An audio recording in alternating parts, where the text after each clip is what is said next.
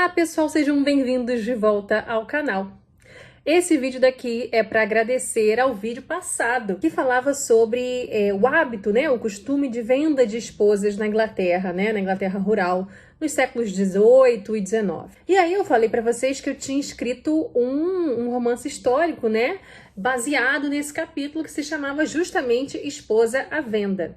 Eu li para vocês um pedacinho de um capítulo, já mais para a parte final do livro, e eu, assim, em 24 horas eu recebi 300, assim, literalmente 300 comentários de pessoas dizendo que queriam um livro, que queriam ler o livro.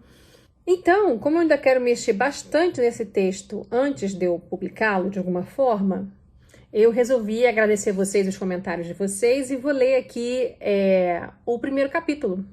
Esposa à Venda. Capítulo 1. Era um sonho recorrente, uma lembrança de infância que visitava Vivian nos minutos que precediam o despertar. Começava sempre da mesma forma.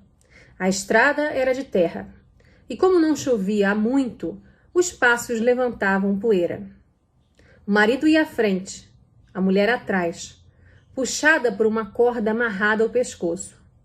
Os dois, cabisbaixos, nem olhavam para as plantações de trigo nas terras que beiravam o caminho.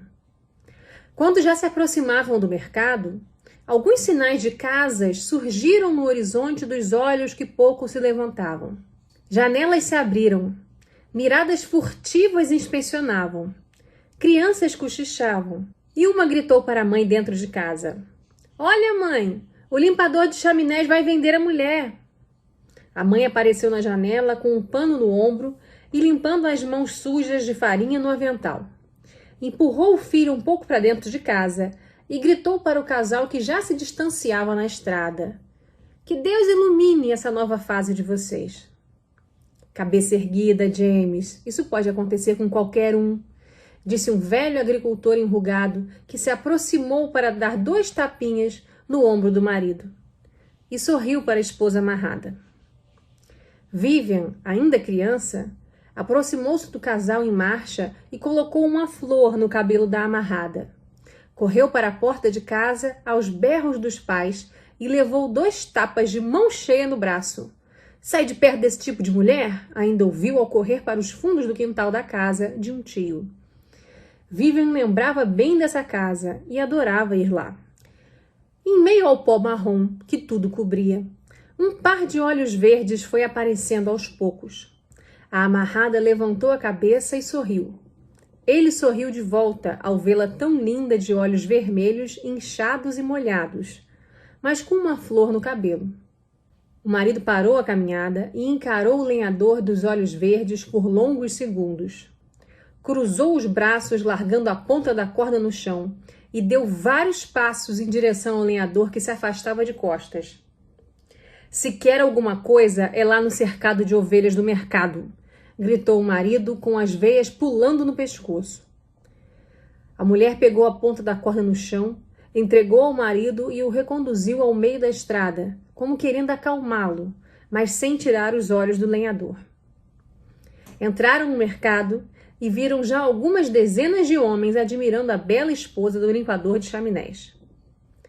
O marido mandou que ela desse 3 voltas no mercado, o que por ela foi feito fixada num par de olhos verdes em meio à pequena multidão de trabalhadores. O marido finalmente amarrou a ponta de sua corda no cercado de ovelhas e começou o leilão. Hoje, terça-feira, 22 de setembro de 1790, nesse mercado de Yorkshire, eu lhes apresento minha mulher, Melanie. Ela é limpa e ordeira, tem 25 anos e dela não há muitas queixas a fazer. Ele abaixou um pouco a cabeça e pigarreou. É uma das criaturas mais trabalhadoras e bonitas que Deus já botou nesse mundo. É mão fechada, não vai gastar o dinheiro de ninguém, sabe poupar. O marido levantou a cabeça e limpou os olhos marejados. Não queria mais continuar, sua voz estava embargada. "Mas ela fala demais. Eu não tenho paz, por isso concordamos em nos separar." E ela concordou em partir com quem fizesse a oferta mais alta no mercado. Ele tentou rir, olhou para a mulher e perguntou: Você está disposta a ser vendida, minha senhora? Sim, estou, ela respondeu, fazendo os olhos de um lenhador brilharem. Então, quanto me dão por ela? No mesmo instante, o lenhador gritou 6 pences por ela. O marido ficou mordendo o canto da boca por alguns segundos, mas acabou por desamarrar a ponta da corda e levantá-la. Estamos em 6 pence, quem me dá um shilling? Gritava, exibindo a corda. Estava visivelmente trêmulo. Ouviu-se alguém gritar, eu dou um shilling. Todos emudeceram e olharam em volta. Um forasteiro havia dado o lance com um sorriso bobo. O rosto da mulher petrificou-se dentro do cercado de ovelhas. Quem era aquele sujeito? Ela pensava, suando de apreensão. A multidão voltou a olhar o lenhador, que respirava fundo, passando a mão nos cabelos. 1 shilling e 3 braçadas de lenha, gritou o apaixonado de olhos verdes. Melanie sorriu contida e passou a mão na barriga. Ora, por essa mulher? 2 shillings, gritou o forasteiro todo sorridente, sem entender muito as caras de apreensão que o miravam. Algumas crianças lhe balançavam a cabeça como dizendo não. O lenhador voou na direção do forasteiro, jogando-o no chão, dando-lhe socos e chutes no ar quando arrancado do homem pelos conhecidos em volta. O forasteiro estava assombradíssimo ao levantar-se, limpando sangue do nariz. Bem que me disseram que vocês são animais, gritou ao ver terra grudada em seu sangue. O lenhador ia voltar para surrá-lo, mas foi novamente segurado. Desistiu da vingança e caminhou para próximo do marido. James, você sabe que eu não tenho 2 shillings. Desconsidere o lance dele. 1 shilling e 5 braçadas de lenha. De forma alguma, interrompeu o marido.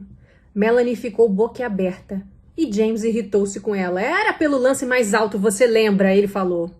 Não, não era e você sabe disso, ela argumentou. Cala a boca e não se mete, que senão eu te meto a mão na cara de novo, o marido disse. Pelo amor de Deus, James, o Brian não tem 2 shillings e esse forasteiro nem vai cumprir a palavra. Ele já deve estar indo embora. Melanie estava desesperada. Eu indo embora?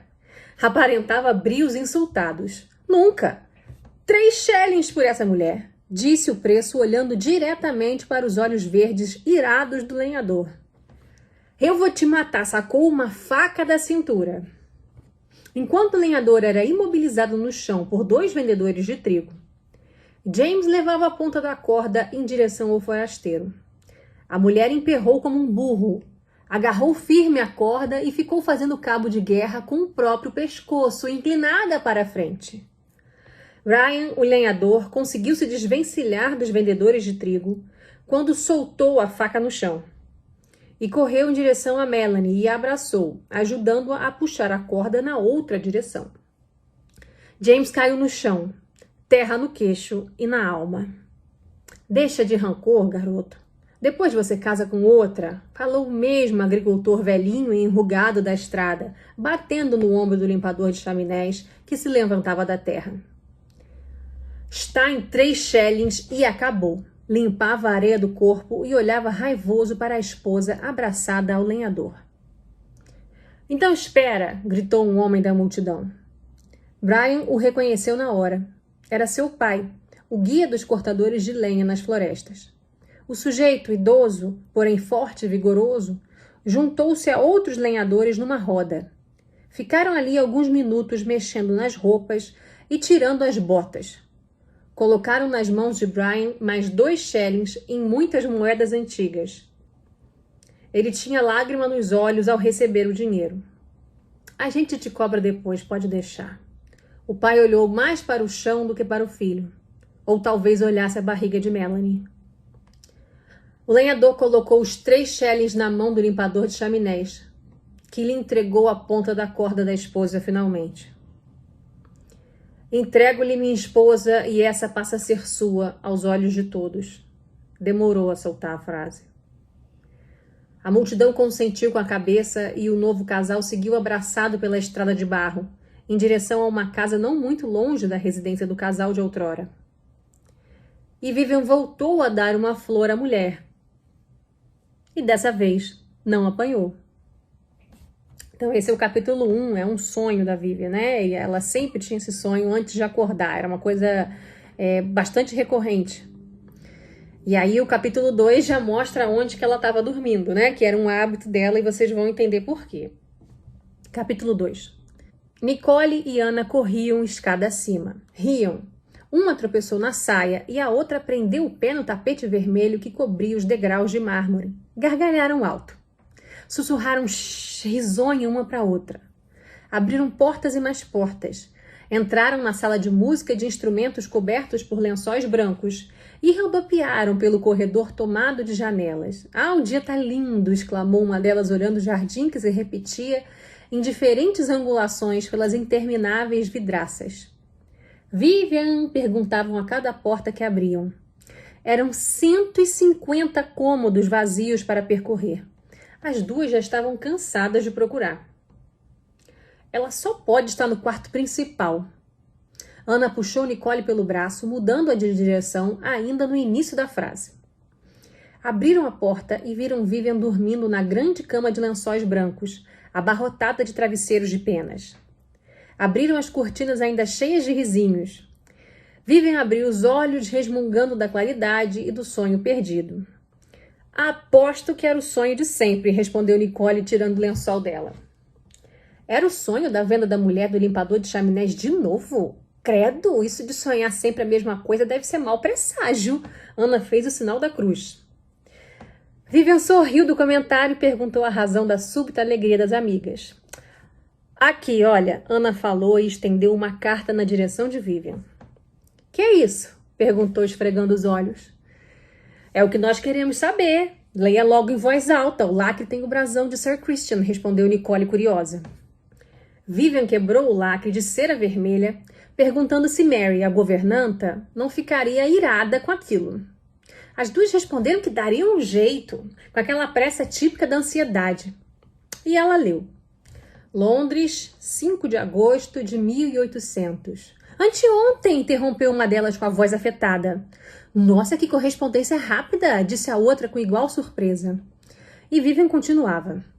Senhor Rocher e senhorita Mary, devido ao pesaroso falecimento de minha mãe, comunico que volto à propriedade de Yorkshire com Angélica para tomar o lugar de herdeiro e senhor da região. Como sabem, Angélica necessita de cuidados especiais. Estou certo que Mary providenciará a mesma excelência de 10 anos atrás, quando aí estivemos pela última vez. E que o Sr. Rocher me fará ciência de tudo que herdei e como administrar. Se Deus permitir, em 4 dias chegamos. Sir Paul Christian. As três riram animadas com a novidade. Nicole tirou a carta das mãos de Vivian e perguntou qual palavra ali era Paul. Vivian apontou. E qual era Christian? Vivian apontou mais uma vez. Isso aqui é bonito? Perguntou de novo, mostrando uma letra cheia de curvas. É o L de Londres, disse Vivian, levantando-se da cama. Ah, bem que seu pai podia ensinar Nicole e eu a lermos, hein, Vivian? Ana pegava a carta das mãos da irmã. Assim nós poderíamos saber das fofocas sem precisar te chamar. Agora que Sir Christian vai voltar com a irmã, duvido que papai tenha tempo. Ponderou Vivian, tentando esconder a repentina pena que sentiu. É verdade que a irmã dele é quase morta? A Nicole era mais curiosa que a irmã. Eu não sei o que ela tem, a Vivian respondeu. Seu irmão morreu faz 2 anos, não é, Vivian? Nicole continuava tudo perguntar enquanto ajudava a amiga a rearrumar a cama. É, pobrezinho, um anjinho, disse Vivian, guardando travesseiros no armário de detalhes dourados. E morreu de quê mesmo, hein? Nicole esticava o lençol. Mamãe disse que foi Deus. Vivian fechava as cortinas. A mãe do Christian morreu faz meses, não faz? Por que eles só voltaram agora? Nicole continuava a perguntar enquanto se olhava num grande espelho, arrumando o avental. Ai, vamos mudar de assunto, chega de doença. Ana interrompeu a conversa e fechou a porta do quarto. Fala, Vivian, Sir Christian é bonito? Nicole revirou os olhos e encostou a carta no peito. Vivian sorriu, semicerrou os olhos, tentando resgatar algo da memória. Era alto. Respondi acompanhada pelas duas no corredor. Todo rico é alto. Ana levantou os ombros como quem não ouviu grandes novidades.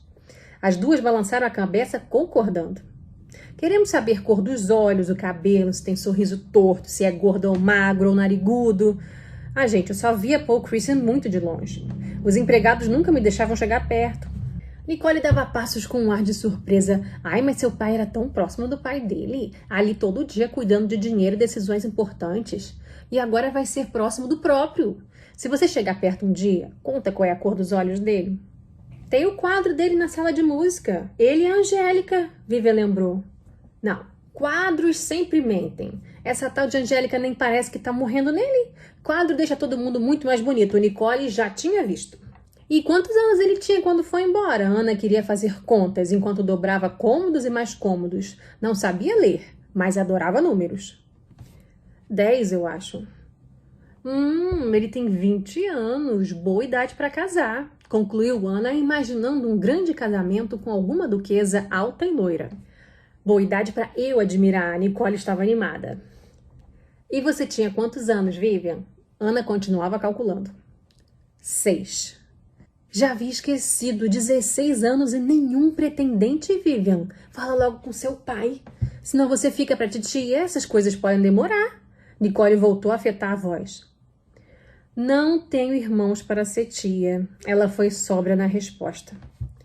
É uma expressão, Vivian. As três congelaram quando chegaram ao primeiro degrau da escada.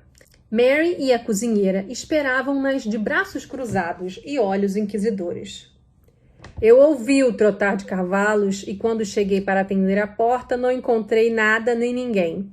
Vamos, o que trouxe o cavaleiro? Mary tinha aquele olhar de velha sabichona. Desculpa, dona Mary, é que a senhora estava ainda dormindo e nós duas resolvemos ajudar, disse Ana abaixando a cabeça. Ele trouxe uma carta, Nicole foi rápida e entregou o papel. Meu Deus, está aberta! Mary deu um grito de horror. É que quando nós recebemos, o vento jogou-a no chão. Aí eu pisei sem querer e quebrei um lacre. Ana tentava fazer uma voz de meia-culpa. Mentira mais esfarrapada. Dona Mary, nós nem sabemos ler. Nicole tinha os olhos de anjo e voltava a mudar a voz. Mas Vivian sabe, disse a cozinheira, que era a mãe de Ana e Nicole, e queria livrar as filhas da culpa. É verdade, eu li. Sir Christian está voltando, chega em poucos dias. Vivian confessou tudo em rápida descida dos degraus, levantando bem a saia para não tropeçar. Mesmo tentando ser ligeira, levou alguns tapas no ombro e na cabeça. Mary batia mais que a cozinheira, que nas filhas batia menos ainda. Entre no quarto de Sir Paul Christian de novo e eu conto para o seu pai, Vivian. O Sr. Rocher precisa saber dos modos da filha dele. Principalmente agora que teremos o Sir de volta.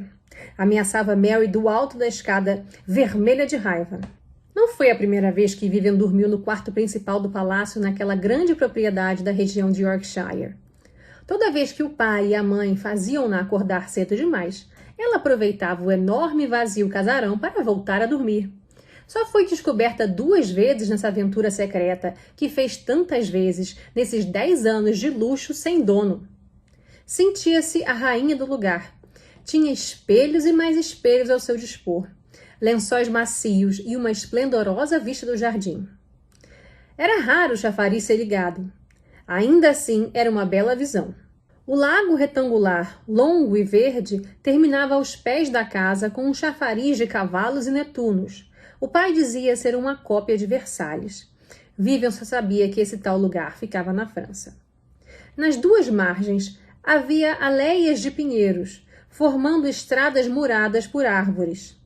Caminhar dentre elas para chegar à extremidade do lago e admirar a casa ao longe era uma das coisas que Vivian mais gostava de fazer. Agora os donos estariam de volta e a brincadeira terminaria. Raramente entraria no palácio, mas ainda lhe restariam os jardins e o lago, pensava tentando se animar. Capítulo 3. Os 2 dias que lhe restavam da agradável rotina passaram rápido. Vivian observou a revolução que se deu na casa. Os lençóis que cobriam todos os móveis dos 150 cômodos foram guardados. 12 mulheres ficaram responsáveis pela retirada do pó dos cômodos. 3 jardineiros tiraram folhas do lago, limparam o chafariz central e as estátuas do jardim. Ana e Nicole ajudaram a mãe na cozinha. 5 moças ficaram com a incumbência de limpar os pisos e degraus de mármore, e outras 3 na limpeza das roupas de cama e banho. Vivian era filha do empregado mais alto da casa, o notário. A ela não cabia limpar, lavar ou passar. Mas como cresceu naquele ambiente, sempre ajudava se por lá estivesse. E podia ser repreendida caso não fizesse. Por vezes, ela se revoltava com os empregados mais velhos que pensavam mandar nela, assim como nos demais. Porém, mudava de ideia quando se via muito diferente dos outros e logo estava a quarar lençóis nas tinas do pátio aberto ao sol ou a enxugar copos para guardar no armário da cozinha. No segundo dia da grande limpeza no palácio, sua mãe, a senhora Dorothy Rocher, perguntou se ela não ia ajudar em casa também. Vivian, contrariada, ajudou a colocar as roupas no varal. Deu os restos de comida para o gato e correu em direção ao palácio. Vivian, volta aqui. Você precisa remendar uma porção de roupas, Vivian. Desnaturada essa menina, berrava para a filha já em grande distância. Nos fundos da propriedade, onde as aleias de pinheiro já se confundiam com o bosque fronteiriço de outras terras, ficavam algumas casas de funcionários do palácio, como a casa de Vivian. Era uma pequena vila de empregados. A governanta tinha a sua, que por sinal quase não usava. O jardineiro, chefe, também tinha a sua, e alguns outros funcionários. Era uma caminhada de aproximadamente 4 quilômetros que Vivian e o pai faziam quase diariamente até o palácio. Já os empregados mais baixos viviam em pequenos cômodos nos fundos do próprio prédio do palácio, próximo ao estábulo e ao galinheiro, como Ana e Nicole. Ainda havia um raio de alguns quilômetros para fora dessa grande propriedade, que era da família Christian há séculos. Abarcava a estrada que a circundava e alguns vilarejos limítrofes com as terras de um conde. Da população que lá vivia, cobrava-se um imposto, o laudêmio. O Sr. Rocher fazia os 4 quilômetros nessa véspera do grande dia, pensando no laudêmio, em como explicaria todas as contas e dias de arrecadação, nos quais ele mesmo era o coletor, um trabalho que odiava. Foram 10 anos de tanta ausência que ele chegou a deixar alguns habitantes atrasarem o pagamento. A filha o alcançou depois de correr da mãe. O pai brincava que Vivian adorava encontrar suas 2 irmãs postiças na cozinha, Ana e Nicole. As 2 amigas chegaram para trabalhar na propriedade quando Vivian era adolescente, justo quando acabara de perder seu irmão de sangue. Adotou-as de coração. Era filha única, mas não estava sozinha. Vivian ajudou as moças da lavanderia do palácio a lavar as roupas de cama e banho, trazendo água fervente para as tinas do quintal, dos fundos e estendeu roupas no varal. Ao menos ali conversava com outras pessoas de sua idade e diminuía sua ansiedade pela mudança que estava prestes a ocorrer na sua vida e na de todos, ela pensava. O grande dia chegou. Todos da Vila dos Empregados caminharam os 4 quilômetros que os distanciavam do casarão principal. Mesmo aqueles que eram só cônjuges ou prole dos verdadeiros funcionários, como a mãe de Vivian, os 4 filhos loirinhos do jardineiro-chefe ou a irmã da governanta que morava em sua casa. Estavam todos com roupas de domingo, embora fosse uma sexta-feira. Eram 40 empregados, mas ali havia ao todo 60 pessoas na espera dos Christian. Não sabiam que horas a carruagem chegaria, ou mesmo se conseguiria chegar. Mas estavam enfileirados nos degraus da frente do palácio, arrumados conforme dissera Mary, à espera dos 2 irmãos. No centro, os funcionários eram 3 cozinheiras, dentre elas Nicole e Ana, 8 copeiras, 4 mordomos, 15 faxineiras, 5 jardineiros, 3 cocheiros, Rocher e Mary. E nas beiradas estavam todos os cônjuges, filhos e aparentados. O único que tinha ao seu lado mulher e filha era o Sr. Rocher. Quando caminhou até o meio dos empregados, Vivian ouviu Nicole comentar: "Você vai conseguir vê-lo bem de perto. Não se esquece de prestar atenção." E foram horas assim, talvez 3, alguns diziam 4, de puro tédio para uns e ansiedade para outros. Sentaram-se nos degraus sem desfazer a formação. Foi então que Mary levantou-se com gritos, limpando a parte de trás do vestido. Ela avistara uma carruagem puxada por 2 cavalos brancos adentrar a alé direita da propriedade. Puseram-se todos de pé, tentando ficar esticados como pavões, mas alguns eram tão humildes que simplesmente não conseguiam. A carruagem parou e ninguém conseguia tirar os olhos da porta. Um dos cocheiros aproximou-se e abriu-a. Christian saltou. Todos inclinaram o corpo imediatamente, exceto Mary, que o recebia, e Rocher, que o olhava de frente com um sorriso não retribuído. Esses são seus serviçais, Sir Christian. Mary o guiava degraus acima. Este é o Sr. Rocher, seu notário, responsável por todas as finanças da propriedade. Talvez se lembre dele junto ao seu pai. My Lord. Rocher inclinou-se um pouco. Christian mexeu levemente o rosto. Vivian levantou a cabeça e encarou-o. Era a única a fazer tal movimento. Enquanto olhava-o fixamente, alguns empregados se ajoelharam para deixar presentes nos degraus, doces, flores ou vinhos da região. Christian admirou-a por alguns segundos, espantado com a diferença de atitude em meio aos demais. Não sabia quem era a moça. Virou o rosto, desceu e foi buscar sua irmã na carruagem. O cocheiro quis levá-la no colo, mas foi o próprio Christian que levou-a. Quando voltou a subir a pequena escada com Angélica nos braços, notou que novamente a moça levantou os olhos. Angélica sorriu para ela e Vivian retribuiu o gesto. Sir Paul Christian agradece as boas-vindas. Vocês estão dispensados, disse Mary ao ver o patrão entrar no palácio em silêncio. As pessoas relaxaram e passaram a mão no corpo, como que aliviando dores e preocupações. Vivian ia correr em direção à sua casa, sem esperar nem pai nem mãe. Mas antes foi ao encontro de Nicole e Ana. Azul, disse Vivian, logo se dirigindo para longe. É isso, gente. Esses são os 3 primeiros capítulos. Eu não vou me alongar muito, não, mas eu espero que vocês estejam gostando. Aguardo comentários de vocês a respeito. Não esquece de dar like no canal. E voltem sempre aqui no vídeo, se inscrevam. Vamos chegar a 100 mil seguidores, tá bom? Compartilhem o vídeo com muitas pessoas. Beijos!